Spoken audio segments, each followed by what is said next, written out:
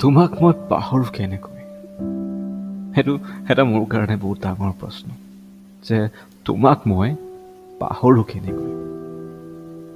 বিশ্বাস কৰা, মই বহুত চেষ্টা কৰিছোঁ, বহুতেই চেষ্টা কৰিছোঁ তোমাক পাহৰিবলৈ, কিন্তু তোমাৰ সেই স্মৃতিবোৰ যেন মোৰ মনৰ পৰা আঁতৰি যোৱা নাই, আৰু আঁতৰি নাযায়ো নেকি কেতিয়াও।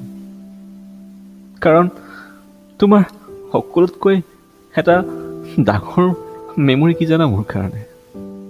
তোমাক যে প্ৰথম লগ পোৱা দিনা এজাক বৰষুণ পৰিছিল, আৰু সেই বৰষুণ জাক যে বহুত এক স্পেচিয়েল আছিল মোৰ কাৰণে। সেই বৰষুণত তিতি তিতি দুইজনে এটা ছাতিৰ তলত খোজকাঢ়ি গৈছিলোঁ সেই ইউনিভাৰ্চিটিৰ ৰাস্তাত। ভাল লাগিছিল, বহুত ভাল লাগিছিল। কিন্তু এতিয়া প্ৰত্যেক জাক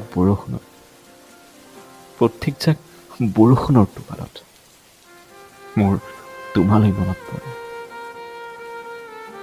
কি কৰোঁ এতিয়া? বৰষুণ জাককতো ধৰি ৰাখিব নোৱাৰোঁ যে নপৰিবা বৰষুণ বুলি। কি কৰোঁ? বেয়া লাগে, বহুত বেয়া লাগে।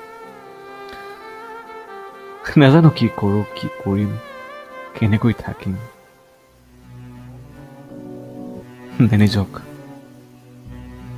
শেষ কৰি দিম।